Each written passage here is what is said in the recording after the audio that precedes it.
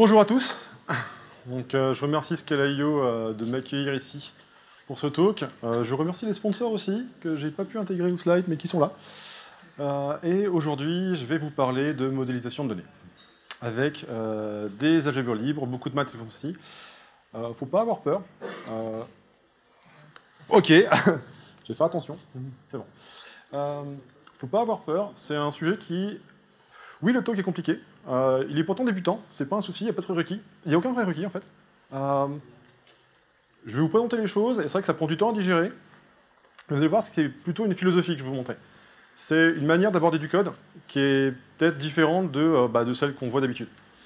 Donc vous trouverez les slides sur... faut faire attention. Vous trouverez tous les slides sur du coup l'adresse GitHub que je vous ai mis là. La présentation y est, ainsi que le code qui accompagne, pour ceux qui voudraient plus de ce cas-là. Pour ceux qui ne sont pas super à l'aise avec le français, les slides sont majoritairement 80% du code, du coup, ça suit assez bien. Et pourquoi s'y intéresser? Pourquoi est-ce que la modélisation, c'est quelque chose d'intéressant? Pourquoi est-ce qu'on s'emmerde avec ça? Regardez le code de Heiser que j'ai mis en haut.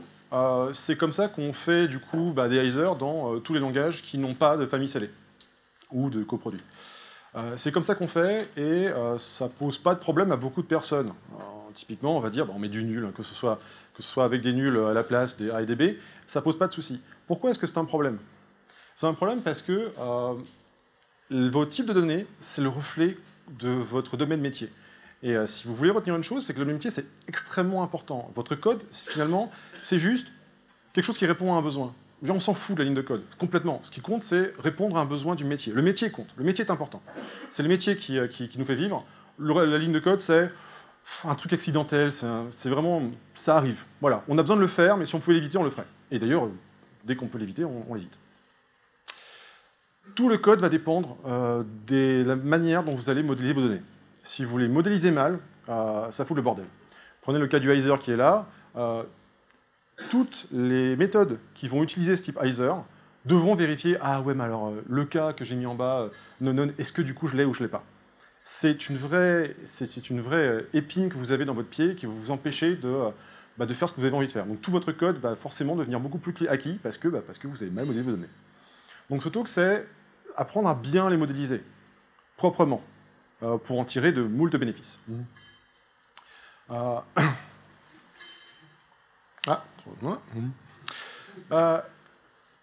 Le point, c'est que... Ça, c'est plus possible. C'est totalement possible. On constate que dans beaucoup de langages, on a quelques types simples. On va avoir des types nombres, les chaînes de caractères, les listes, etc. On peut tout coder avec ça. C'est vrai. Est-ce qu'il faut tout coder avec ça? Non. Tout est possible. Tout. Vraiment, du moment que vous êtes cohérent. Ce qui veut dire que vous n'avez pas à vous limiter à quelque chose ou quelque chose d'autre. Pensez par exemple, une chose que j'aime bien, c'est les nombres complexes. Des gens sont arrivés avec une idée folle, dire un nombre dont le carré est négatif. C'est complètement idiot. C'est stupide. C'est complètement con. Mais ça marche. Et du coup, cette idée complètement folle de mettre un nombre négatif, qui pourrait être complètement absurde, ça n'a aucun sens. Et pourtant, c'est extrêmement important. Ça apporte énormément de bénéfices. Et c'est ça, vous êtes complètement libre. Ne vous restreignez pas. Quand vous voyez, par exemple, des talks sur les monages, faites les vôtres. Codez ce que vous avez envie de coder. Libérez votre créativité. Le talk que je vais présenter, il est fait pour ça. Il ne va jamais vous dire « faites ceci ». C'est les outils pour que vous puissiez faire vos propres données. Donc n'utilisez pas, créez. Utilisez les outils théoriques si vous voulez, mais créez. C'est très très important. Et donc, sur les maths, beaucoup voient les maths comme quelque chose de très contraignant, restrictif et compagnie, avec beaucoup de règles. Oui, il y a des règles, parce qu'on veut que ça marche, mais ça, c'est normal. Par contre, c'est quelque chose extrêmement puissant, où on peut faire tout ce qu'on veut du moment que ça marche. Donc, du moment que ça marche, c'est cool. Alors, prenons un domaine métier, mettons que je veux faire un talk. Et je me dis, oui, mais alors, c'est quoi une présentation? Je peux me dire, une présentation, c'est, mettons, du HTML, c'est du SVG, c'est des images. Ça, c'est très bas niveau. C'est quoi une présentation, réellement? C'est effectivement des images. Je veux pouvoir mettre des images dans mon présentation. Je veux pouvoir mettre du texte, parce que sinon, c'est un peu moche. Je veux pouvoir mettre du code, parce que le dire à l'oral, c'est très compliqué. Je veux pouvoir avoir des listes à puces, parce que je veux énumérer des choses. Je vais pouvoir mettre des grilles, parce que parfois, pour mon layout, j'en ai besoin. Ce sont les opérations que je vais avoir. Donc, une présentation, et j'ai pas dit ce que c'était, j'ai dit ce que ça devait faire. Donc, à un moment, je vous dis, c'est une arrêt de byte. Non, je vous dis ce que ça doit faire. C'est le domaine métier, et c'est le domaine qui compte. Après, coder. Si je résume, une présentation, c'est une valeur P. C'est quoi? On s'en fout. Il y a un type P. Il y en a un. Lequel? J'en sais rien. Par contre, ce que je sais, c'est que je veux certaines opérations dessus. Je sais que je veux pouvoir dire, une présentation, il y a une page blanche. Ça, oui. Je pourrais mettre une présentation avec une page complètement blanche, ce serait quand même une. Je pourrais aussi, du coup, mettre du texte. Je prends une string et ça me fait une présentation. Je pourrais dire, voilà, je plaque une image, ou je plaque du code. Ça, c'est pour créer des valeurs à partir d'autres choses, mais je peux aussi composer. Je peux me dire, une liste à puces, c'est quoi? C'est des petits bouts de présentation que je organise en liste de puces. Et là, vous en voyez plein. Donc tout ce que j'ai mis là, c'est ça, c'est une liste à puces, avec dedans du code, avec dedans des images, etc. Et, chose très très importante, c'est des lois à respecter. On ne peut pas les enforcer en ce cas-là, c'est dommage, mais il faut absolument en tenir compte, parce que plus votre code va satisfaire des lois, du coup des invariants, plus vous serez à l'abri, et vous direz « je m'en fous, ça marche ». Et du coup, le « je m'en fous, ça marche », c'est génial, c'est peu importe ce qui arrive, je m'en fous, ça marche.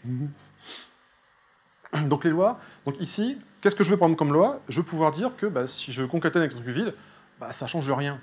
Et que si vous changez quelque chose, ça veut dire que vous avez quelque chose qui ne sent pas très bon à l'intérieur. Si vous avez du texte que vous concaténez, ça concatène les strings à l'intérieur. C'est logique. Si vous avez un autre effet de bord qui se passe, c'est que c'est un peu bizarre. Et du coup, chaque chose bizarre que vous allez avoir, c'est un hack en plus. C'est quelque chose qui va vous éloigner du domaine métier. Et là, au contraire, je vous dis, rapprochez-vous-en le plus possible. Donc, pour résumer, voilà ce que j'ai. J'ai dit, il y a un type P. Et je ne dis pas du tout ce que c'est. Mais il y a un type P. Ça, je le sais. Et j'ai des opérations dessus. Lesquelles? Peu importe. Ça va dépendre de votre domaine métier. Ce qui est important, c'est que vous en avez. Et de les exprimer. À la fois les opérations et les lois. Voilà quelques termes d'algèbre. Donc, je ne peux pas partir sur présentation, qui est un peu trop faite. Du coup, prenons monoïde. C'est quoi un monoïde? C'est un type, P, pour lequel je sais que j'ai une opération qui s'appelle vide, qui me renvoie du P. Alors, pour être tout à fait honnête avec vous, ça veut dire se restreindre aussi. Alors, on va limiter les effets de bord, on va limiter tout ce qui est un peu unsafe. Donc, on fait du Scala fonctionnel, pur, bien typé, etc. Donc, le nul, on oublie complètement. Tout ce qui est arnaque, on met un peu, on met de côté. Donc, voilà, il y a un élément vide dans une monnaie, c'est comme ça. Et il y a de quoi concaténer deux valeurs. On peut juste agglomérer, c'est très bien. Il y a des lois aussi. Très important, il y a des lois. Il faut les respecter. Parce que quand vous ne les respectez pas, ça fout le bordel. La loi dit que si vous concaténez avec du vide, ça ne vous change rien. Que ce soit à gauche ou à droite. Et elle dit aussi que si vous prenez du A, que vous mettez du B, et puis qu'après vous mettez du C, c'est pareil que si vous avez mis d'abord du B puis du C, et que vous mettiez à gauche du A. Dit autrement, j'ai une séquence. Et ça, c'est extrêmement important. Imaginez par exemple votre point-virgule dans n'importe quel langage qui en a, qui ne serait pas associatif. Alors si vous faites une version F, puis après G et H, c'est pas pareil que si vous faites G et H après, ça n'a aucun sens. Autre exemple d'algèbre, les monades. C'est aussi une algèbre. Je ne vais pas entrer beaucoup trop dans le détail là-dessus, mais c'est-à-dire que tout ce que j'ai fait là s'applique aux monades, et si vous appliquez le concept, vous arrivez sur la filière monade directement. Et du coup, ça devient limpide. Ce qui est cool. Bon, on va rester sur monoïde. Et d'abord, j'ai envie de vous dire, quand vous commencez à penser votre modèle, l'implémentation commence à ne plus vraiment avoir d'importance du point de vue du métier. Ce que je veux dire, c'est qu'il est rare, très rare, d'avoir le métier qui vous dise « il faut absolument que tu presses une array list. Ah ouais, l'array list, c'est vraiment ce qu'il nous faut. » Non, le métier va parler en termes de besoins. Il va vous dire « voilà ce que vous devez satisfaire. » Du moment que vous avez des choses qui sont équivalentes, c'est pas grave. Ce que je veux dire, c'est que le métier s'en fout que je code en Scala, en Python, en Java, etc. Du moment que ça marche. Donc, l'implème est importante. Je ne le nie pas. Je dis juste que d'un point de vue fonctionnel, on peut avoir des équivalences et pouvoir jongler l'une avec l'autre. Ça veut dire que peut-être que vous allez changer d'implème parce que il y a un bénéfice que vous trouvez. Mais il faut que votre domaine métier soit le même. C'est-à-dire qu'il faut que du point de vue du métier, ça ne change absolument rien. Si vous changez quelque chose du point de vue du métier, attendez-vous à que ça râle. Donc, quelques équivalences. Donc déjà, je veux pouvoir passer, donc si jamais je dis que A et B sont équivalents, je veux pouvoir passer de A à B, de B à A.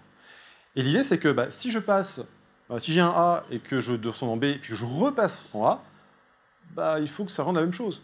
Si je transforme mon JSON et que je reparse mon JSON, si j'ai un objet différent, je suis désolé, votre serialisation, elle a un léger souci. Et pareil, si vous déserialisez pour reserialiser, et vous avez un objet différent, ouais, vous faites des choses un peu crades quand même.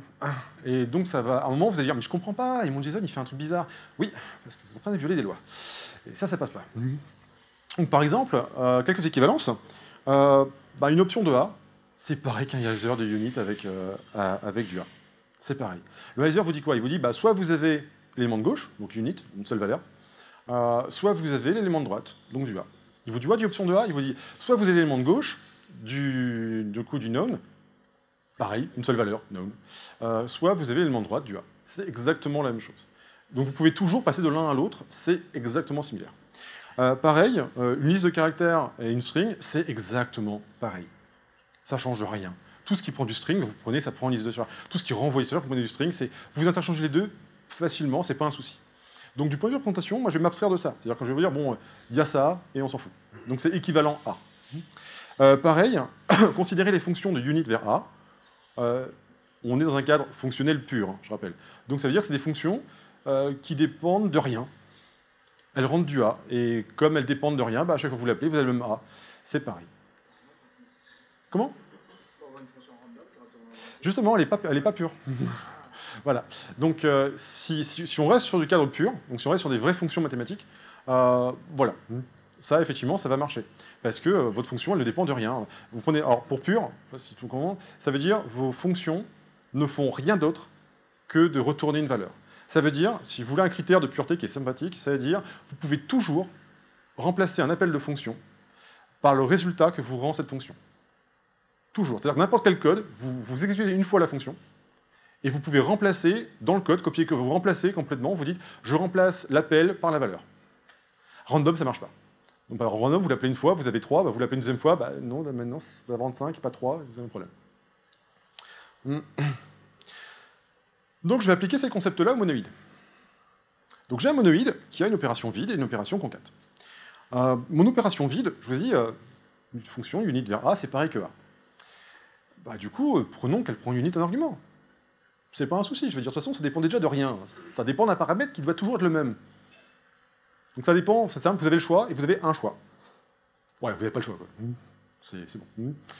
Du coup, voilà. Et puis pareil, si je prends deux arguments, donc comme en haut avec P1 et P2, si je prends un tuple d'arguments, si je prends une paire d'arguments, ça ne change absolument rien non plus.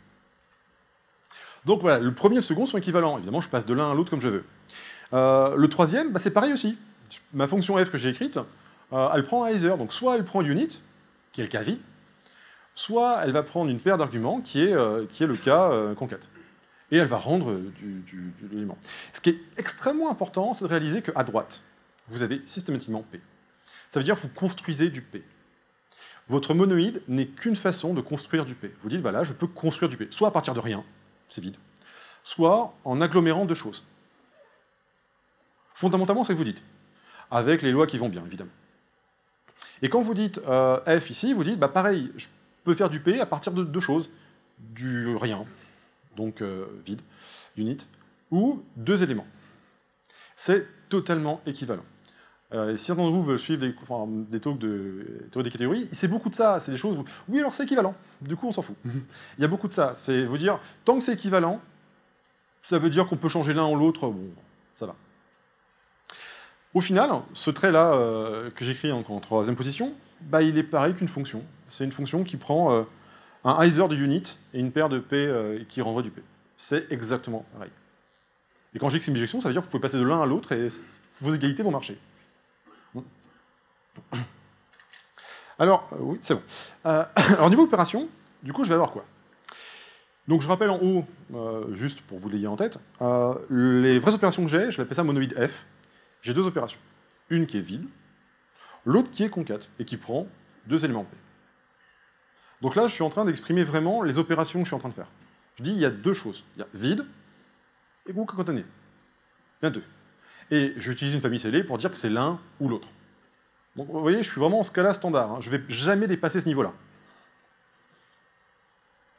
Et je vais dire que mon monoïde, c'est une fonction qui, à partir de cette construction-là, vide ou une paire de P, est capable de me reconstruire du P. Ça veut dire que je peux faire des formules de P, des formules avec du vide et puis des paires, comme je veux. Ça va me reconstruire. J'ai toujours moyen de recomposer. Pensez, si vous préférez, les entiers. Les entiers, les opérations classiques, c'est ça. C'est-à-dire que vous avez des entiers, puis additionner un entier, multiplier un entier, puissance, un entier. Pareil sur les listes. Vous avez des listes, vous contenez des listes, vous pouvez filtrer des listes. Et donc, c'est des manières de composer. Et la composition, c'est extrêmement important. Parce que comme ça, vous dites, bah ouais, je peux toujours composer, j'agglomère et compagnie.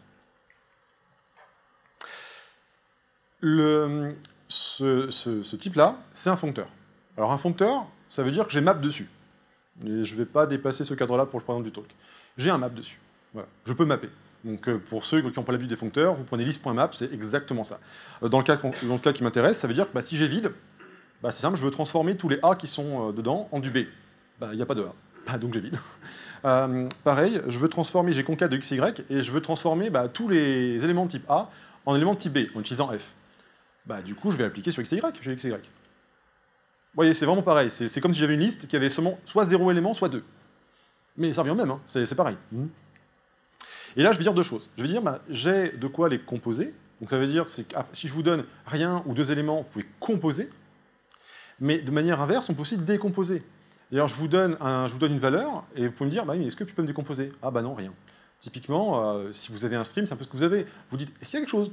Oui ou non. Vous interrogez. Les listes, vous les composez. C'est la composition.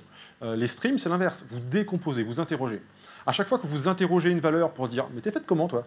vous décomposez et vous regardez ce qu'il y a à l'intérieur. À chaque fois, au contraire, que vous avez des ingrédients et que vous moulinez pour faire un gâteau, vous avez un gâteau, c'est cool. Donc, vous voyez ça, j'aime bien l'analogie du goûteur, c'est sympathique, c'est que si vous voulez faire une recette, vous allez prendre des ingrédients pour faire un gâteau. Si, mettons, vous voulez copier la recette du voisin et que vous ne l'avez pas, vous allez goûter le gâteau pour dire « ah, il a mis quoi dedans ?» Voilà. Donc ça, c'est une manière de décomposer. Et tout le talk va être posé là-dessus, c'est composer ou décomposer. Et ce qui est vraiment important, c'est les opérations. Et pour l'instant, les seules opérations que j'ai, c'est le monoïde F, ça veut dire avec vide ou deux éléments. Je vous ai mis aussi, pareil, la première partie, la première partie et la seconde, c'est exactement la même chose. C'est-à-dire, à chaque fois, je vous donne 2 variantes, c'est exactement les mêmes. C'est-à-dire que je peux passer de l'un à l'autre, il n'y a pas de souci. Donc dire que j'ai une fonction, ou dire que j'ai un trait qui a une seule méthode, voilà, c'est pareil, quoi. Ça revient vraiment au même.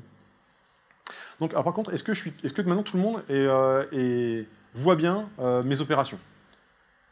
Est-ce que tout le monde voit bien à quoi sert monoïde F le fait d'exposer des opérations? Juste le fait que j'en ai 2.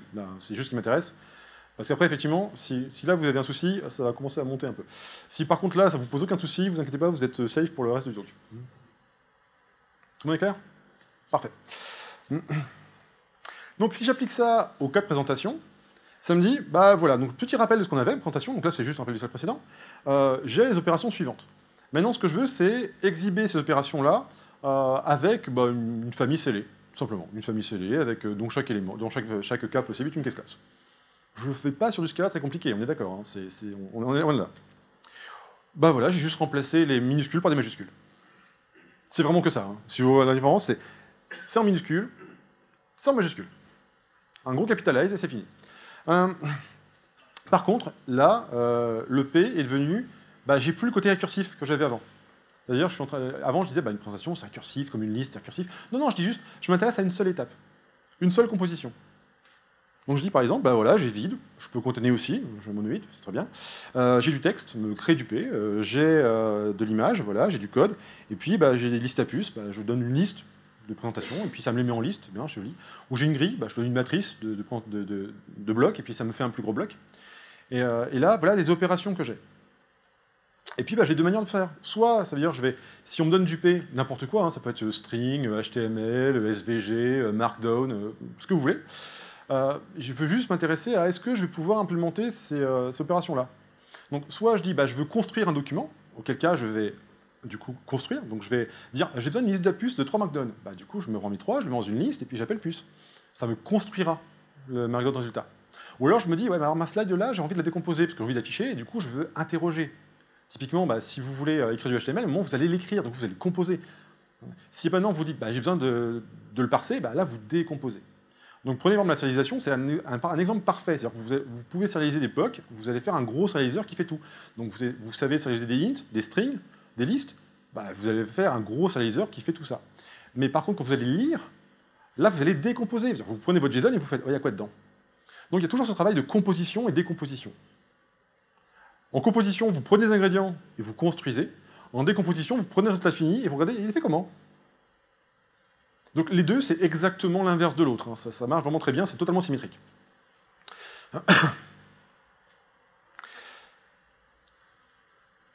Donc ce qui est important, c'est de dire, bah, je cherche maintenant à me dire quels sont les types qui vont satisfaire ces propriétés-là.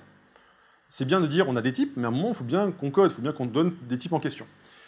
Et je me demande bah, quels sont les types qui vont pouvoir m'apporter ces choses-là. Donc pareil, hein, je fais un petit rappel sur ça précédent. Et je veux une équation en disant, bah, je me demande, est-ce que j'ai pas un type pour lequel, quand j'agglomère des choses de ce type, ça me renvoie le type encore. Donc là, c'est la partie, vous voyez, pointation de f, de p dans p. D'accord, c'est la partie où j'agglomère. Et puis, il y en a une autre où on se dit, bah, par contre, j'ai du p, je peux le déconstruire. Donc là, quand je me suis dit, mais oui, mais si je peux faire les deux, est-ce que j'ai pas un type p où je peux à la fois construire et déconstruire? C'est pratique, le JSON, typiquement, si vous pouvez en écrire mais jamais en lire, vous n'irez pas très loin. Si vous pouvez en lire mais jamais en écrire, vous n'irez pas très loin non plus. Donc c'est important de pouvoir composer et décomposer. Et donc, au niveau des types, ce que je vous dis, c'est que simplement, bah, j'ai une fonction pour aller d'un côté à l'autre et de faire le tour. Ce sont juste des fonctions. Hein. Il y en a une fonction qui va d'un côté, l'autre qui va de l'autre, et tout ce que je demande, c'est que l'autre soit inverse l'une de l'autre. C'est-à-dire qu'effectivement, si je prends du JSON et que je le lis, quand je vais l'écrire, je vais retrouver le même JSON. C'est juste ça. Et que quand je prends une valeur et que je la serialise, je retrouve d'un côté ou de l'autre. Je suis juste en train de dire ça. Hein. Et du coup, je m'intéresse aux types pour lesquels, bah, pareil, je peux composer et décomposer à loisir. Donc pour lesquels le type f est en bijection avec le type p, donc avec f de p. Voilà. Typiquement, bah, vous prenez un exemple foire, c'est que vous prenez une liste, donc je prends les listes. Qu'est-ce qui se passe si je fais, bah, je rajoute un élément de vent, et puis je dis il y a peut-être un élément de vent. Bah, si vous avez des listes encore, ça ne change rien. Il y a plein d'éléments comme ça où ça change absolument. Donc, prenez-le pour argent comptant, je veux dire, voilà, j'ai P et F de P.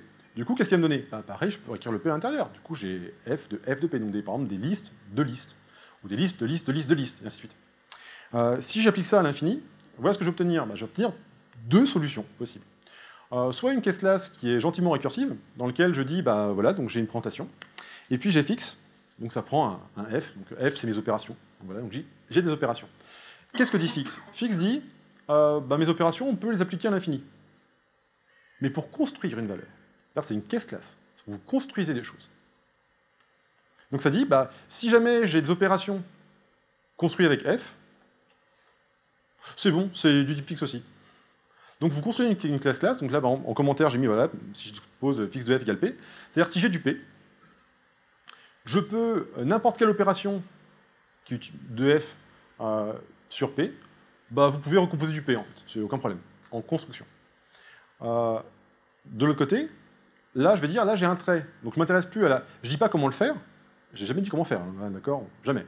Ça ne dit pas comment le faire. La caisse là, c'est facile. Là, j'ai une valeur f de fixe, c'est facile, je le donne. Typiquement, si j'ai, en tant que présentation, si j'ai un texte, mon texte, c'est un f de nothing, donc c'est un f de p pour n'importe quel p, grâce à la covariance.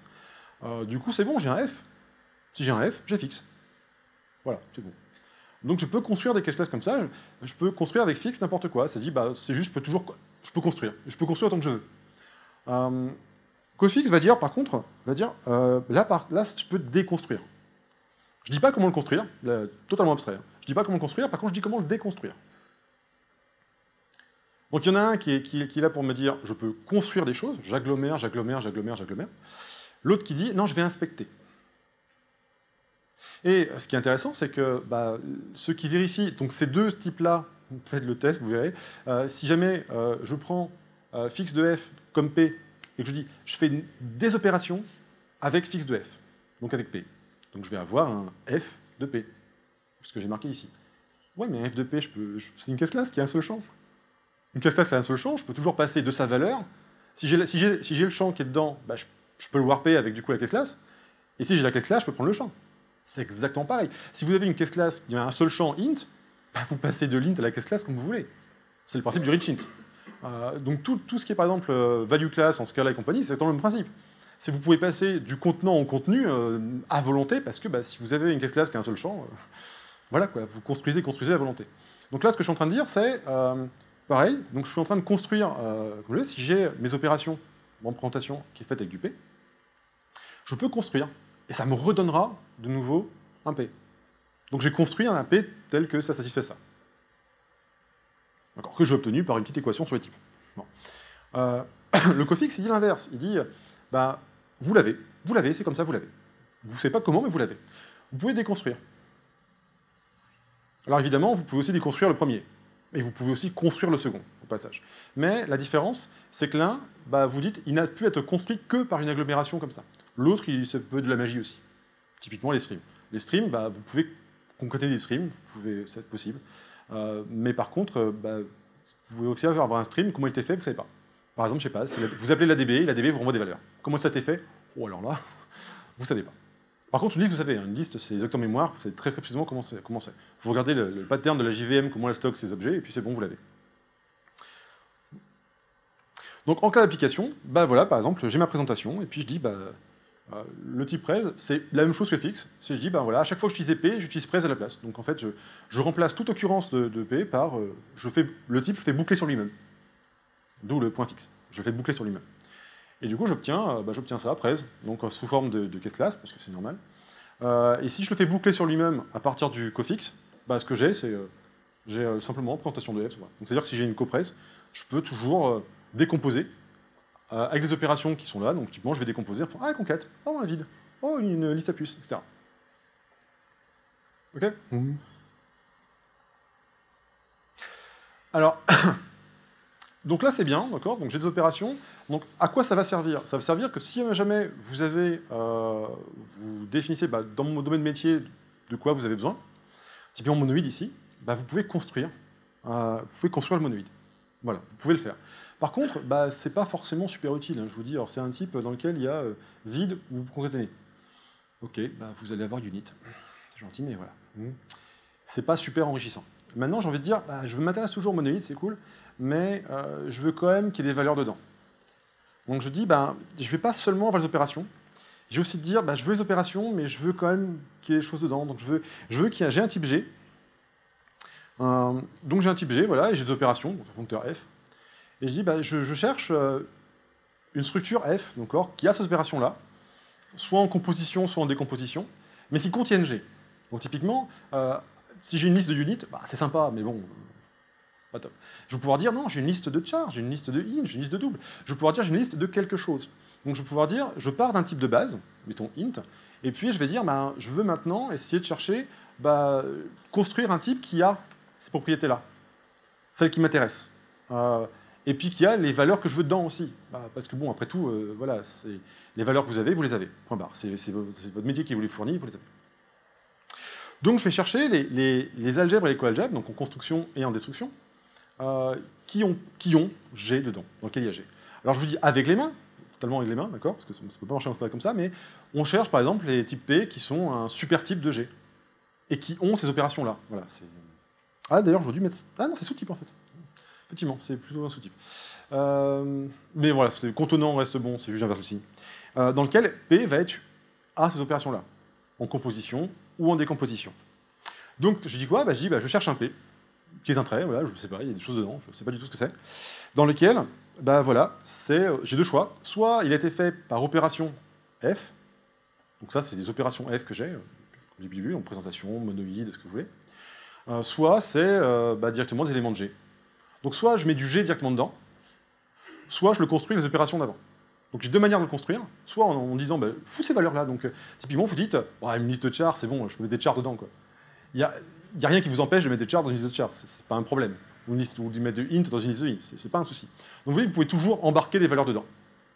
Et si je vous dis, ah mais alors, le type des listes a un seul élément. Mettons les types de liste int a un seul élément. Oui, bah c'est des int, quoi. S'il y a un seul élément, il y a un seul élément. Du coup, encore une fois, c'est une manière de dire, bah voilà, je prends mes types et je joue avec. Qu'est-ce que je vais faire? Je vais dire, bah pareil, je veux dire cette fois-ci, je veux pouvoir composer. La différence avec avant, c'est que maintenant, je ramène du G aussi dedans. Donc c'est bien, c'est gentil de dire je liste du unit, c'est cool, mais maintenant je veux dire non, j'ai liste de unit, donc j'ai du unit dedans. Et je veux aussi bien sûr décomposer. La grosse différence, c'est que maintenant, moi, je mets des valeurs à ça. Donc, évidemment, si j'ai ce que je vous dis à gauche, voilà, ça veut dire que c'est aussi une F-algèbre. Je peux aussi composer. Si j'ai un F de P, je le mets dans le left, et puis du coup, j'appelle ma fonction P algèbre. Puis pareil, cette fois-ci, si j'ai du G, je le fous à droite, et puis j'appelle. Prenons un cas simple, d'accord. Donc là, maintenant, fini un peu avec tous les concepts un peu barbares. Prenons monoïde. Donc voilà, c'est dit, j'ai monoïde. Qu'est-ce que j'ai fait? J'ai pris l'opération de base, donc vide et concat, et puis j'en ai rajouté un qui est générateur. Voilà, juste générateur, avec un générateur où je prends un G. C'est tout, c'est juste ça. Et encore une fois, je ne suis pas encore au côté récursif, j'ai juste, voilà, ces opérations que j'ai. Donc voilà, donc j'ai des G, n'importe quel G, j'ai du P, n'importe quel P, et je m'intéresse je construis des choses qui sont faites soit avec vide, soit avec une concaténation de P, soit avec du G, et le G, ça va donner du P. Voilà. Et ce que je me demande, c'est, est-ce que quand je prends du coup le point fixe, ça veut dire quand je remplace dans ce qui est en haut tous les P par monoïde E lui-même, donc voilà, imaginez, dans votre tête, vous remplacez, donc tout ce qui est à droite, vous dites, non, à droite, la valeur droite que vous voyez, vous dites, non, c'est monoïde E de G, on fout. Donc vous bouclez. C'est un vrai bouclage. Vous bouclez vraiment. Si vous voyez les listes, si vous avez en tête l'implémentation des listes, c'est complètement un bouclage. On est d'accord qu'une liste, ça prend une head et puis une tail qui est aussi une liste. Donc c'est complètement récursif. Si vous avez un problème avec les listes, oui, je peux comprendre effectivement là aussi. Mais sinon, c'est la même chose. C'est juste un peu plus abstrait. Mais vous avez déjà la connaissance dessus. Il faut juste se libérer un petit peu, justement, c'est le cas, il faut juste se libérer assez pour ne plus rester dans le carcan de le cadre bien connu. Il faut dire, non, ce que vous connaissez, vous le connaissez déjà. Vous avez déjà tous les outils pour ça. Tous. Il faut juste réaliser que vous les avez. C'est ça la différence. Voilà. Donc je lui dis, voilà, c'est ce que je fais en bas, c'est exactement ça. Je dis, je vais prendre le point fixe et je vais faire, j'ai vide. Ok, j'ai vide. Très bien. J'ai concat. Concat, avant, c'était un P. Du coup, je dis, maintenant, je boucle sur lui-même. C'est-à-dire que je dis, maintenant, je prends un monoïde L de G. Je dis, je bouclais sur P, pas sur G. Pour les deux. Et puis, générateur, c'était pas du P, donc je laisse le G tel qu'il est. Il y a juste le P qui est devenu, le P, il boucle sur lui-même. C'est tout. Et je me demande, est-ce que... Donc ça, c'est bien une algèbre avec ça. Ça, c'est parfait. Mais la question, c'est, est-ce que ça, c'est un monoïde? À votre avis?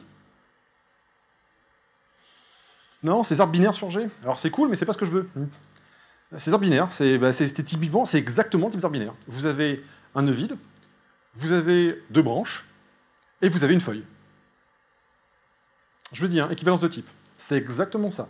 Alors oui, évidemment, dans le cas des arbres, on va appeler ça, l'arbre, on va l'appeler vide ou empty, on n'appellera pas ça concat, on l'appellera node. Et on n'appellera pas ça générateur, on l'appellera leaf. Oui, les noms changent, évidemment. Mais par contre, le type est le même. Il n'y a aucun problème à remplacer une variable d'un nom par un autre, c'est pas un souci. Là, c'est pareil. Vous avez une structure d'arbre binaire. C'est pas tellement monoïdique. Donc S un monoïde, en fait, oui, est-ce que du coup, ça défie mes lois? Je veux, est-ce que si j'ai un arbre, mettons j'ai un nœud dont les deux fils sont vides, est-ce que du coup c'est l'arbre vide? Non. Non, c'est pas le cas. Et donc je me dis, voilà, typiquement, je suis en ce cas-là, et je me dis, je veux concaténer vide avec générateur de 5. Est-ce que c'est générateur de 5? Non. Non, c'est vraiment, en fait, celui de gauche est vraiment celui de gauche, et celui de droite est vraiment celui de droite. Je suis désolé, mais c'est pas la même chose. Non. Du coup, j'ai pas un monoïde. Du coup, c'est gênant, parce que moi, je voulais faire un monoïde. Le problème, c'est que j'ai pas considéré les lois. Je vous dis, les lois, c'est extrêmement important. Donc maintenant, on va considérer les lois. Donc, quel est le problème? Le problème, c'est de réaliser que l'arbre de gauche, c'est pas le même que l'arbre de droite. Donc, dans l'arbre de gauche, j'ai pris A et B, je les ai mis ensemble, dans un nœud, et puis après, j'ai rajouté C comme un nœud aussi. Et ce que j'ai fait à droite, c'est que cette fois-ci, j'ai pris B et C, et j'ai mis A à gauche. C'est pas le même arbre. Je suis désolé, c'est pas le même. Du coup, comment je peux faire pour... Parce que je veux quand même construire ma structure de données, moi, j'ai comme envie, j'ai mon métier, c'est un monoïde que je veux faire une vraie séquence. Comment je peux faire pour forcer mon type à l'être? Eh bien, je vais dire, ce qui va être vraiment intéressant, c'est... Mon gros problème, c'est que je peux exprimer la même chose, donc deux choses égales. Typiquement, oui, je veux que A, B, C, C, B, je veux que ce soit la même chose. Mon opération, elle est censée être associative. Du coup, si mon nœud, j'ai un plus, ou j'ai un fois, ce que vous voulez, je veux effectivement que ce soit égal. Du coup, je ne peux pas autoriser deux formes différentes de choses égales. Si c'est égal, ça va pas être différent, ça n'a aucun sens, des choses égales qui sont différentes, c'est bizarre, enfin, ça perturbe. Du coup, je vais choisir plutôt une façon d'écrire qu'une autre. Ça veut dire, comme je pars du principe que quand j'écris vide et concat, bah, le vide il disparaît, ça me donne toujours, bah, je vais jamais autoriser vide dans concat, ça n'a pas de sens. Je vais dire, bah non, concat de vide, non, je suis désolé, je n'autorise pas vide. Non, ça, non, non, pas du tout. Donc à chaque fois, je vais dire, si j'ai concat de vide, eh ben, je vais dire, je n'autorise pas cette forme.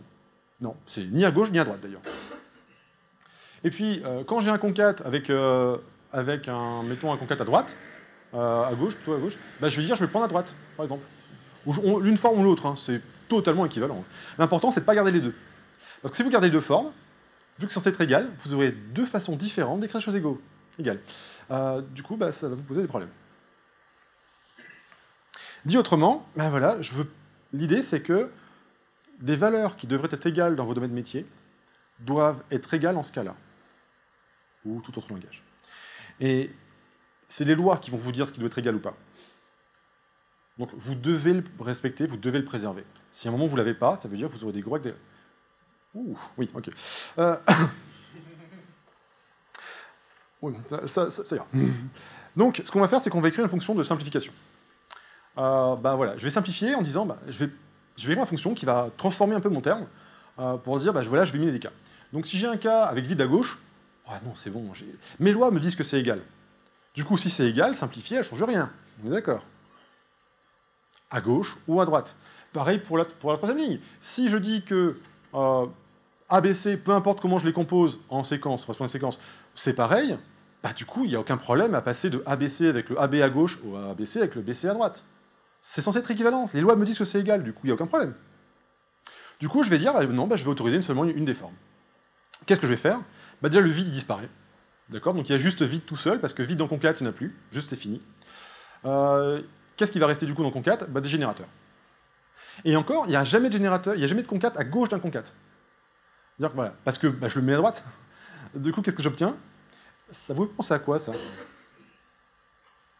C'est une belle tête de liste, hein. Ah, c'est oui, bah oui. Bah voilà, donc si j'autorise vide et concat, qu'est-ce que j'obtiens? Bah voilà, j'obtiens ce gentil type-là, qui est une liste. Donc le point fixe donnant une liste, donc le point fixe, le plus petit point fixe, donc le fixe que j'ai écrit, et le cofixe, qui est le plus grand point fixe, me donne un stream. D'où le fait que, bah, je viens de vous montrer que oui, les listes, c'est bien le monoïde libre sur G. C'est voilà, il est libre. J'ai uniquement, vous comprenez par libre, il n'y a que les contraintes nécessaires. Parce que plus vous êtes contraint, moins vous êtes libre. Moins vous êtes contraint, plus vous êtes libre. Vous êtes vraiment libre quand vous n'avez plus de contraintes arbitraires. Donc là, les contraintes que j'ai, c'est mon domaine, mais ça c'est normal, c'est mon métier, hein, c'est logique. Par contre, j'en ai plus d'autres. Du coup, je suis libre. Ou co-libre. Et maintenant, je parle de morphisme. Alors, c'est sympa de faire des structures, mais si on ne peut pas passer de l'une à l'autre, c'est pas super sympa. Du coup, bah, voilà, je vais prendre une algèbre. Je vous la pose comme ça, j'ai envie, c'est comme ça.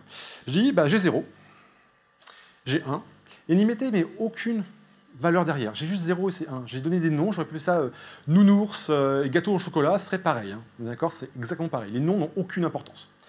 J'ai une opération plus, qui prend deux éléments qui fait, et j'ai une opération fois qui fait ça. Donc en gros, j'ai deux monoïdes sur le même P. J'ai en composition, c'est pour composer à partir de ça, et en décomposition, je décompose. Et du coup, je me demande, bah ouais, alors est-ce que je peux passer de l'une à l'autre? Bah, par exemple, je peux en voir un avec des entiers. Les entiers, naturellement, bah, j'ai 0, j'ai 1, j'ai l'addition, multiplication. Définies comme elles le sont habituellement, et effectivement, quand vous avez deux entiers, bah, vous pouvez additionner. Ça se fait régulièrement, pareil pour multiplier, et puis bah, 0 et 1 sont naturellement des entiers, il n'y a pas de problème. Mais les listes aussi. Donc je peux partir du principe que j'ai envie, je dis 0, c'est la liste vide. Parce que j'ai envie, je dis, je fais ce que je veux, du moment que c'est cohérent. Mais voilà, je prends la liste vide. Et puis je prends, bah, mon 1, c'est liste de 42. Alors je prends une liste de ENI, comme ça je m'embête pas avec tout ça, mais, ouais. Mais voilà, c'est 1, c'est ça. L'addition, bah, ça va de la concaténation, pour ce que j'ai envie. La multiplication, bah, c'est tous les combinaisons possibles de deux éléments. Donc je prends tous les G à gauche, tous les A à gauche, tous les B à droite, et je fais tous les combinaisons possibles. Donc par exemple, si je concatène du coup 1, 2, 3 et AB, bah, c'est ABC, Et si je multiplie 1, 2, 3 avec AB, bah, ça me fait toutes les combinaisons. Ça me fait 1A, 1B, 2A, 2B, 3A, 3B. Ok? Ah, j'ai une algèbre, c'est bon. Hein. Ah, j'ai jamais dit que ça devait avoir un sens. Hein. J'ai juste dit que ça devait être cohérent. Du coup, combinaison, c'est ça. Et pareil, bah, ça me fait, voilà, je peux composer. À droite, j'ai bien des listes. Donc, j'ai un F, d'accord, qui est fait avec des listes, et ça me donne à droite des listes. Et pareil, je peux décomposer si j'ai envie aussi. Mais là, je m'intéresse à la composition. Imaginons maintenant, bah, vu que j'ai 1, je peux me dire, bah voilà, j'ai n'importe quel entier. Hein. J'ai 0, j'ai 1. Bah, il suffit d'itérer, j'ai n'importe quel entier. Pareil, j'ai l'addition.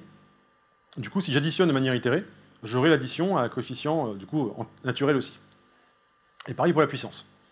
Alors, j'ai pas parlé de commutativité. Hein. Voilà. Donc, ça marche très bien. C'est juste que, bon, pour ceux qui croient... Enfin, voilà, j'ai juste ce que j'ai mis.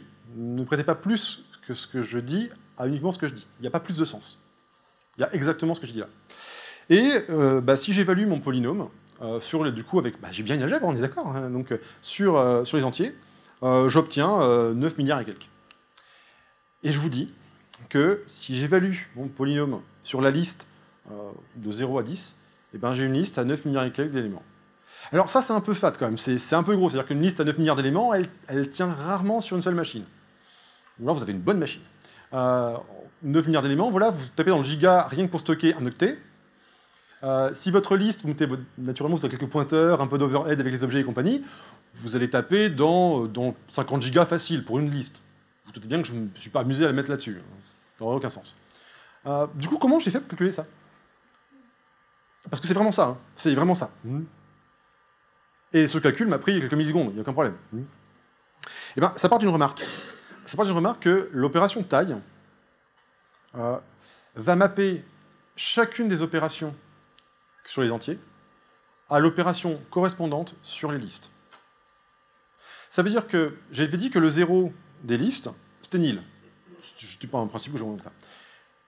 Ah, mais c'est marrant parce que la taille de la liste 0, c'est l'entier 0. C'est surprenant. J'avais dit que je prenais comme 1 liste de 42, la liste qui contient juste 42. Bah, c'est marrant, mais sa taille, c'est 1, qui se trouve être le 1 des entiers que j'ai défini aussi. J'avais dit que l'addition de deux listes, c'était la concaténation. Alors c'est marrant, mais quand vous prenez taille, quand vous concatez deux listes, bah, leur taille, c'est la somme des tailles des listes. Ce qui retrouve est de l'addition sur les entiers. Ah, c'est bien aussi. Et quand je multiplie du coup deux listes, j'ai dit que c'était toutes les combinaisons possibles entre l'une et l'autre. Bah, du coup, j'ai quoi? Bah, le nombre d'éléments, bah, c'est tous les combinaisons possibles. Ça veut dire c'est nombre d'éléments à gauche fois nombre à droite. Ah, bah, c'est l'opération sur les longues. Ce qui veut dire que je peux mapper chacune des opérations que j'ai sur la liste en opération sur les longues. Il y a une correspondance 1-1 entre celles-là. Donc, chaque opération que je fais, donc taille, va transporter une opération dans l'autre. C'est sympa. Je vous le prouve. Donc voilà, donc j'ai mes opérations telles que j'ai définies. Hein, et bah, je pars d'une liste qui est la liste 1, 2, 3. Et la liste AB, où je fais un plus avec. Et je me dis, bah, qu'est-ce qui se passe si je fais l'opération au départ concaténation sur les listes? Donc je vais prendre mes deux listes, les concaténer. Ce qui va me donner la liste 1, 2, 3 AB. Et dit, maintenant je prends la taille. C'est une liste à 5 éléments. Ok. Là, j'ai fait l'opération sur les listes. Vous voyez bien, c'est la liste que j'ai générée. J'ai généré la liste 1, 2, 3 AB. Et ça fait sa taille 5. Qu'est-ce qui se passe maintenant si je passe sur les entiers? Bah, sur les entiers, ce que je vais avoir, c'est, je prends la taille, donc je vais mapper la taille. Donc j'ai toujours un plus, parce que je vous dis, hein, ça mappe correspondance 1-1 entre les opérateurs. Cette fois-ci, bah, je vais appliquer taille à gauche et à droite. Donc la taille de la liste 1, 2, 3, c'est quoi? C'est 3. La taille de la liste AB, c'est 2. Et donc je me reviens à faire sur les entiers l'addition de 3 et de 2. Ça donne 5. Ah, c'est bien. C'est plutôt pas mal. Et du coup, ben, en réalité, ce qui va se passer, c'est que pour n'importe quelle valeur que vous allez avoir de n'importe quelle opération que vous faites à partir de ces opérations de num f, uniquement celle-là, n'importe quelle opération que vous allez faire sur num f, si vous faites l'opération sur les listes et que vous calculez la taille de cette liste-là, c'est exactement la même chose que de mapper donc chacune des listes que vous avez à l'intérieur, vous prenez leur taille et vous faites l'opération sur les entiers. Je vais le redire pour que ce soit vraiment bien clair. Ça veut dire que vous avez deux chemins possibles. Soit vous opérez sur les listes, et ensuite vous faites un petit voyage avec taille qui vous envoie des listes aux entiers, soit vous passez directement sur les entiers, et après vous utilisez les opérations sur les entiers. En petit schéma, ça donne ça. Ça dit, num f de liste, c'est une opération incluant des listes. 0, 1, plus ou mult. Pareil pour les longues. Et j'ai deux manières de faire. Soit j'opère sur les listes à gauche, donc ça c'est le chemin qui part de bas et qui va en plus à droite. Ça dit, je calcule sur des listes, donc je calcule mon produit, ma concaténation, mon produit de liste. J'obtiens des listes. Et je prends la taille de la liste résultante. Soit ce que je fais, c'est que comme j'ai un foncteur, c'est pas mal, j'applique avec map sur chacune des listes qui sont dans le foncteur, donc dans l'expression, donc chacune des listes impliquées dans le calcul, je prends leur taille. Du coup, j'ai plus de listes, j'ai que des tailles, du coup ça devient des longues, et là j'ai fait l'opération sur les longues. Et ce que je vous dis, c'est que le chemin qui part de bas à droite est exactement le même qui va de droite en bas. C'est égal, c'est complètement égal. Ce qui veut dire que n'importe quelle fonction qui a comme connaissance uniquement le fait que son x, c'est une opération, supporte ces opérations-là. Donc c'est une algèbre. Donc si f ne connaît uniquement que de x que c'est une algèbre, ce qu'elle fera, c'est qu'elle ne fera que combiner des éléments de l'algèbre entre elles. Et comme taille commute, c'est le terme, donc commute, ça veut dire avec les opérations, ça veut dire que taille des opérations, c'est l'opération sur les tailles.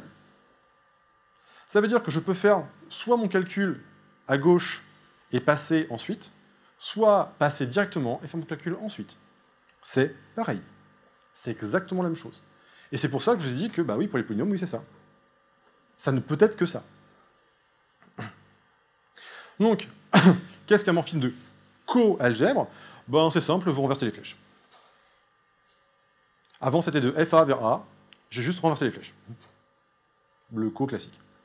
Et donc, ça veut dire qu'au lieu de composer, vous décomposez, mais c'est pareil. Ça veut dire qu'avant, je disais, si de mon expression, je peux mapper, et puis après réduire, c'est pareil que de réduire, puis après mapper, là, je dis, non, c'est en décomposition. C'est-à-dire que si le A, donc, si je prends A et que je passe sur B, et après B, je le décompose, c'est exactement la même chose que si je commençais par décomposer mon A, et après passer. Ce que c'est qu'un isomorphisme d'algèbre, là, ça va dans les deux sens. Voilà. Mais ce qui est vraiment important, c'est cette notion de... Vous avez deux chemins possibles. L'un qui est opérer à gauche, et puis prendre un petit voyage pour aller à droite, ou aller à droite et opérer, et faire l'opération à droite. Donc vous avez deux mondes, les deux mondes supportent l'opération, et que vous le fassiez dans l'un ou dans l'autre, c'est pareil. Ça ne change absolument rien. Et après, vous avez le truc classique. Ça veut dire, soit vous allez d'un côté, soit vous allez de l'autre, soit vous allez dans les deux, voilà. Mais ce qui est important, c'est de préserver ça. Préserver le fait que changer de bord, en fait, ça ne change rien. D'accord ? Et typiquement, vous l'utilisez dans la vie de tous les jours. Ça veut dire que si je vous dis, prenez une liste et que vous mappez avec une fonction f, puis par exemple, après vous remappez avec une fonction g, vous attendez à que ça compose avec fg. Si je vous dis, ah non, si vous mappez avec f, puis après vous mappez avec g, vous n'avez pas le même comportement que si vous avez calculé avec fg directement. Mais c'est bizarre. Si j'ai un a et que j'applique f de a, puis que sur le f de a j'applique g, j'aurai un g de f de a, non? Pas toujours. Parce que des fois, les lois ne sont pas respectées. Et donc, quand vous avez ce genre de problème, vous allez vous amuser, parce que vous allez comprendre, ah oui, alors il est où le problème? Et oui, il peut avoir un problème. Donc l'intérêt, c'est que si vous avez cette garantie que peu importe dans quel sens vous faites les choses, ça marche, c'est le... Comment ça marche? Je m'en fous, ça marche. Du coup, c'est simple, vu que ça marche. Comment ça le fait? Alors ça, par contre, c'est pas un problème. Et vous pouvez choisir, soit vous faites l'opération à gauche ou à droite, comme vous voulez, c'est vous qui voyez. Ça marche, de toute façon, ça marche. Et donc je finis, donc là c'est un slide, sur... Pareil, donc je vous ai présenté le fixe et cofixe. Du coup, ça sert à quoi? Ce qui est génial, donc en fait, on va dire qu'une algèbre elle est initiale. Donc ce morphisme-là, c'est un lien qui existe entre deux algèbres. C'est-à-dire pouvoir dire que je peux passer de l'une à l'autre. Donc par exemple, je peux passer des listes aux entiers. L'inverse n'est pas vrai. Parce que si j'ai la concaténation sur les listes va bien me donner sur les entiers, ça passe bien. Par contre, 5 plus 2, ça fait 7. Mais c'est commutatif. 2 plus 5, c'est pareil. Par contre, la concaténation sur la liste, elle n'est pas du tout commutative. Hein. On est d'accord que la liste A concaténée à la liste B, ça donne la liste AB, c'est pas du tout BA. Oui, mais du coup, c'est plus des listes. Du coup, voilà, ce que je veux dire, c'est que ça, c'est important de bien noter que on peut aller dans un sens, mais on ne peut pas forcément aller de l'autre côté. C'est-à-dire, il faut voir. Du coup, il y a des algèbres pour lesquels vous pouvez voyager, ça marche bien. Des fois, vous ne pouvez pas. Et donc, c'est intéressant de voir pour quelles algèbres vous pouvez traverser.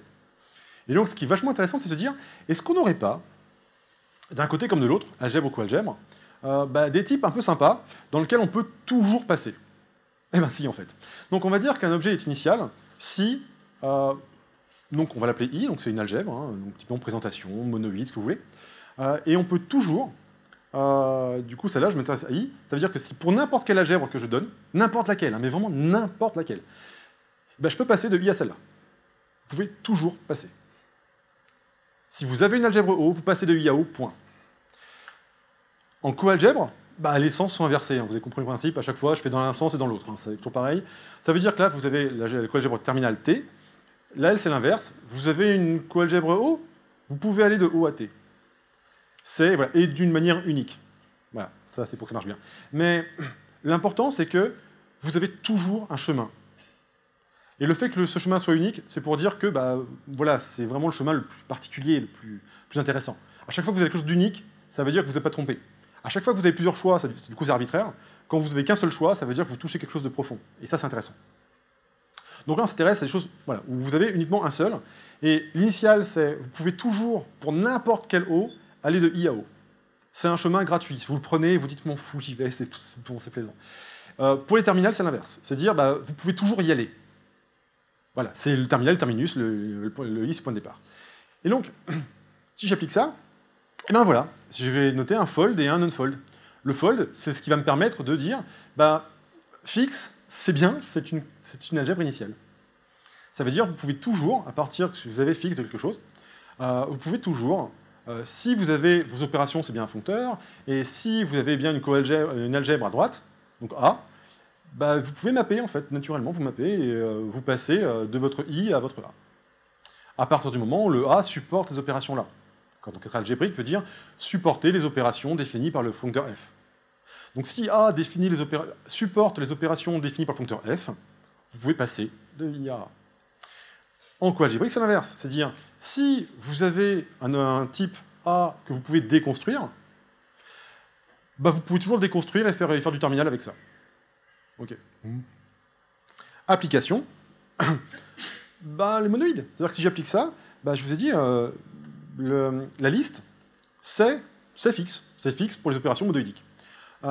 Du coup, le fold, ça veut dire que je peux toujours, pour n'importe quelle algèbre satisfiant mes propriétés, c'est-à-dire avec vide et concat gène, cons, voilà, si jamais j'ai du coup un type A qui supporte ces opérations-là, ça veut dire que vide, ça veut dire qu'il y a un élément dedans, et concat-gène, ça veut dire voilà, je peux toujours ajouter à gauche. Si jamais j'ai ça, ça veut dire que j'ai une fonction, et une unique fonction, c'est-à-dire qu'elle est vraiment caractérisée, c'est quelque chose on touche quelque chose de profond, qui me permet de passer de ma liste au A. C'est exactement le fold. Regardez, c'est exactement le fold. Là, je vous montre de manière différente. Soit je dis je prends une algèbre A, donc une algèbre c'est monoïde E, G, A vers A. Oui, mais mon monoïde, là, ce que vous voyez en haut, c'est pareil que de dire que j'ai deux opérations. J'ai du A, donc j'ai un A, parce que c'est vide. Vide, c'est un A, ça me fait du A, vide. J'appelle vide sur l'algèbre, ça me donne du A. Et pareil, si j'ai un A, pareil, je peux appliquer, et ça veut dire que le fold que vous voyez sur les listes, c'est le fait de dire que la liste, c'est le monoïde libre, le plus général. Pourquoi? Parce que de lui, on peut aller partout, et de manière unique. De même, les streams, c'est la coalgèbre finale, dans le sens où vous pouvez toujours, si vous savez déconstruire une valeur A, vous pouvez toujours en faire un stream. Et je vous incite à faire des streams comme ça, c'est vachement sympa. Autant les algèbres, on maîtrise un peu, les coalgèbres, c'est très très très sympa de les manipuler, parce que vous avez juste la décomposition, vous dites j'ai une algèbre, voilà, je décompose. Et là, si vous vous dites, oui, mais j'ai besoin de construire un type, faites la terminale, je fais très simple, elle est la plus générale, vous y allez. Donc vous avez un unfold. C'est très pratique, l'unfold. C'est-à-dire, voilà, c'est n'importe quel type que vous pouvez déconstruire, vous créez un stream comme ça. Voilà pourquoi c'est pratique. Donc, en conclusion, et c'est ça vraiment que je veux redire, c'est que tout est possible, à partir du moment où vous êtes cohérent. C'est vraiment votre seule contrainte, c'est être cohérent. Abstraire, c'est pas une question de généraliser. C'est une question de savoir quel détail vous voulez retenir ou non. Parce que quand je parlais de ma présentation, je ne vous ai pas parlé de HTML, ni de SVG, ni de PDF non plus, ni d'autres choses. Je vous ai dit, voilà ce que je veux dessus. Pareil sur les monoïdes, je ne vous ai pas parlé de liste, si après, parce que je vous ai dit que c'était plus général, parce qu'elle était caché là, mais je ne vous ai pas parlé d'autre chose. Parce que ce qui m'intéressait, c'était le point important, ça veut dire le fait de dire que je pouvais avoir du vide et je pouvais contenir. Donc, retenez bien une chose, c'est que l'abstraction, c'est savoir qu'est-ce que vous voulez retenir, qu'est-ce qui est pertinent du côté du domaine métier, qu'est-ce qui ne l'est pas. Est-ce que vous faites une API, est-ce que le langage est pertinent? Pour le métier, peut-être pas. Pas forcément. Vous aimez le code Scala? Oui, c'est cool, mais peut-être que le métier, il s'en fout. Voilà. Du coup, c'est des choses qu'il faut vraiment retenir. Qu'est-ce qui est fondamental, qu'est-ce qui est du domaine métier, qu'est-ce qui est essentiel, de qu'est-ce qui est une chose accidentelle, c'est arbitraire, c'est comme ça, mais ça pourrait être autrement. Et évidemment, comme tout saut conceptuel, oui, j'ai bien conscience qu'il y a un gros coût d'apprentissage. Et je vous dis ça ne se voit pas en l'espace d'un talk. Le but, c'est juste de vous présenter que ça existe. À quoi ça peut servir? Je ne m'attends pas du tout, après vous faites, oui, c'est trivial. Mais il y a de gros gains, de très très gros gains. C'est-à-dire qu'une fois que vous avez ces notions-là, vous vous arrêtez de considérer les petits détails qui n'ont pas vraiment d'importance du point de vue de votre métier. Vous dites, ben voilà, ce qui compte, c'est ma fonctionnalité, ce qui compte, c'est ça. Donc ça veut dire qu'à chaque fois que vous dites, oui, mais alors est-ce que je vais prendre plutôt un vecteur ou plutôt... Ça, c'est un die d'emblème qui a son importance. C'est important, d'accord, mais c'est décorrélé de la feature que vous êtes en train de faire. Il y a faire quelque chose de correct, et puis après, trouver la bonne implémentation. Et c'est là où les morphismes sont importants. Parce que si vous quelque chose de correct, avec, mettons, une applème qui n'est pas tip-top, vous dites, OK, c'est correct. Du coup, vous avez votre POC et ça marche. Si après, vous savez que vous avez un morphisme pour passer de l'une à l'autre, vous prenez votre applème, mais c'est pas grave, ça va marcher. Ça doit marcher. Parce que vous avez cette propriété-là. Et donc, vous pouvez passer de l'une à l'autre sans aucun problème. Et donc, faire ce jeu sur les types en disant « ouais, ça c'est équivalent à ça, du coup je passe mon temps à changer », ou dire « ouais, ils sont différents, mais en fait c'est les mêmes », pensez au nombre de Heiser qu'il y a en Scala. Donc 4 c'est les siens, Scalasi a les siens, ils sont équivalents, ils sont totalement équivalents.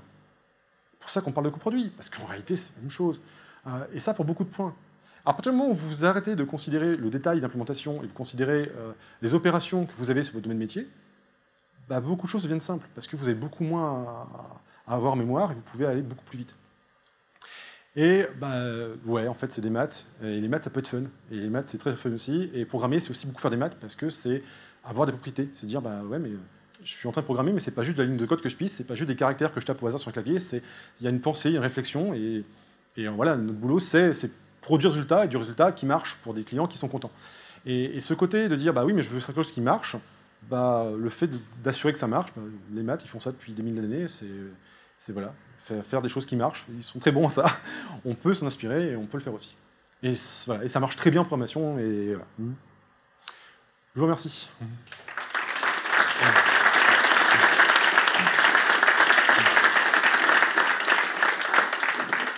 Alors du coup, s'il y a des questions, je vous en prie.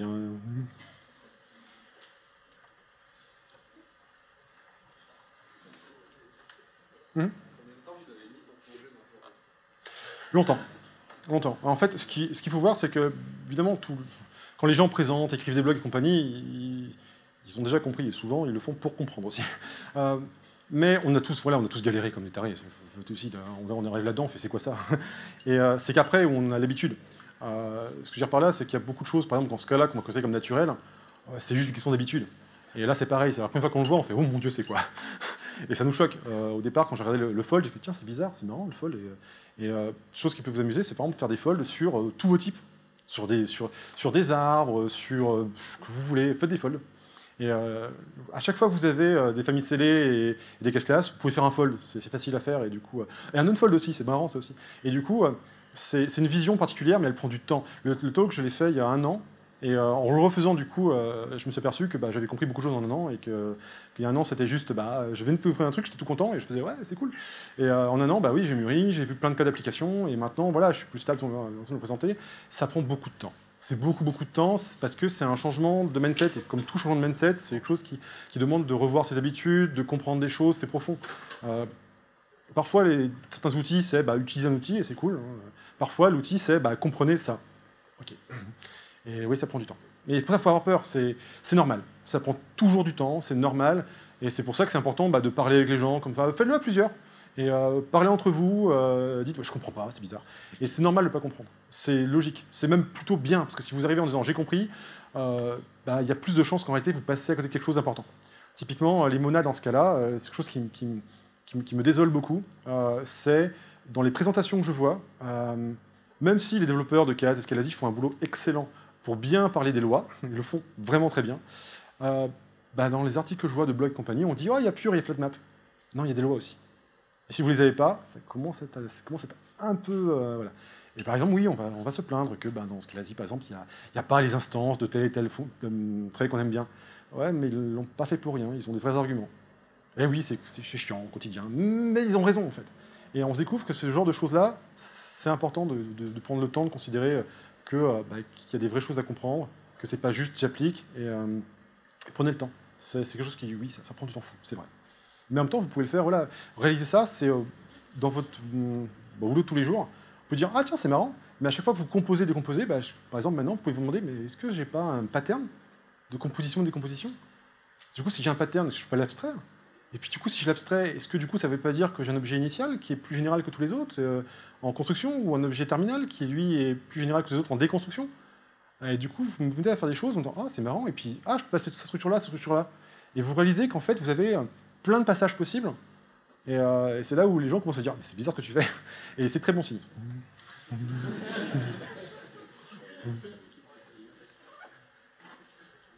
D'autres questions? Bon, eh bien, c'est pas. Merci beaucoup.